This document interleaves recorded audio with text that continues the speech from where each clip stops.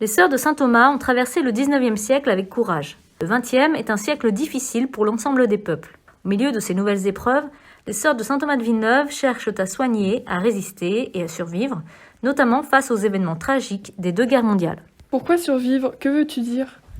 En 1904, la loi Combes interdit aux congrégations d'enseigner en France. Les sœurs de saint Thomas s'exilent donc en Belgique et en Angleterre, et la maison mère, qui se trouvait rue de Sèvres, et dont les sœurs ont été expropriées et transférées à Neuilly-sur-Seine. Quel est alors le rôle des sœurs pendant les 2 guerres? Pendant la Première Guerre mondiale, les sœurs soignent les blessés et accueillent les enfants abandonnés. Dans l'entre-deux-guerres, vers 1936, elles créent des écoles d'infirmières pour développer professionnellement les soins et l'accompagnement. Pendant la Seconde Guerre mondiale, elles s'occupent de nouveau des blessés dans les hôpitaux. Comment les sœurs ont-elles traversé cette 2e guerre en particulier? Les sœurs de saint Thomas vont être victimes des dégâts de la guerre causés par la destruction d'hôpitaux et par des bombardements. Des établissements sont détruits ou pillés.